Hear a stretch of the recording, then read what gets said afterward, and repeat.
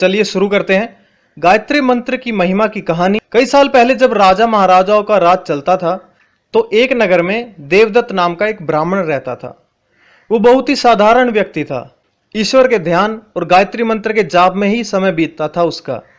इसके अलावा वो जनेऊ बनाने में भी माहिर था और जनेऊ बनाते वक्त वो गायत्री मंत्र के उच्चारण में लीन रहा करता था। एक दिन उससे बिल्कुल ही अद्भुत जनेऊ बन गया। कुछ दिनों बाद ब्राह्मण ने राजा के दरबार में पहुंचकर वो अद्भुत जनेऊ महाराज को भेंट कर दिया। राजा ने प्रति उपकार में ब्राह्मण को 100 स्वर्ण मुद्राएं देने का आदेश दिया, परंतु साथ में ही बैठी महारानी को 100 स्वर्ण मुद्राएं ज्यादा लगी। तो उन्होंने महाराज से कहा कि आप ऐसे ही बांटते रहेंगे तो हम कंगाल हो जाएंगे। महारानी की ये बात सुनकर महाराज ने ब्राह्मण को उस जनेऊ के बराबर का सोने देने का प्रस्ताव दिया। ब्राह्मण ने भी बिना लालच दिखाए इस प्रस्ताव को स्वीकार कर लिया। महाराज की आज्ञा के अनुसार वहां एक तराजू लाया गया। एक तरफ जनेऊ और दूसरी तरफ कुछ स्वर्ण मुद्राएं रखी गई, लेकिन तराजू बराबर नहीं हुआ।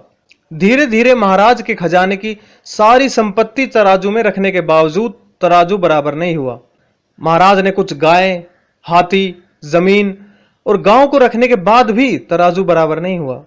महाराज अब संकट में आ गए और महामंत्री की ओर देखने लगे। महामंत्री अपने महाराज की नजरों को भाप गए कि मैं तो अपनी पत्नी की बातों में आकर संकट में फंस गया, आप कुछ तंत्र करके मुझे इस दुविधा से बचाओ। तो तुरंत ही महामंत्री ने सभा को स्थगित करने का ऐलान किया और ब्राह्मण को दूसरे दिन एक नए जनेऊ के साथ फिर से आने का प्रस्ताव दिया। ब्राह्मण राज दरबार से अपने घर की ओर चल पड़ा। घर पहुंचा तो ब्राह्मण पत्नी ने पूछा कि महाराज ने उसको क्या भेंट किया। ब्राह्मण ने सारी कहानी अपने पत्नी को सुनाई तो तुरंत ब्राह्मण की पत्नी ने अपने पति को दूसरा जनेऊ बनाने का सुझाव दिया। ब्राह्मण जब स्वाभाविक तरीके से जनेऊ बनाता था तब वह गायत्री मंत्र का उच्चारण करता था, पर इस बार उसका मंत्र गायत्री मंत्र में नहीं लग रहा था। फिर भी ब्राह्मण ने सारे जतन करके जनेऊ बना ही लिया। दूसरे दिन ब्राह्मण जब राज दरबार पहुंचा तो वहां भीड़ को आश्चर्यचकित खड़े हुए पाया। फिर से तराजू में एक तरफ जनेऊ और दूसरी तरफ 100 स्वर्ण मुद्राएं रखी गई, लेकिन इस बार सोना भारी पड़ने लगा। थोड़े थोड़े करके स्वर्ण मुद्राओं को तराजू से निकाला गया और आखिर में केवल 2 स्वर्ण मुद्राओं के साथ तराजू बराबर हुआ। महाराज को यह बात आश्चर्यचकित करने लगी। उन्होंने महामंत्री से इसका कारण पूछा। महामंत्री ने उत्तर दिया कि महाराज, पहले जनेऊ बनाते वक्त ब्राह्मण का मन गायत्री मंत्र में लीन हो जाता था।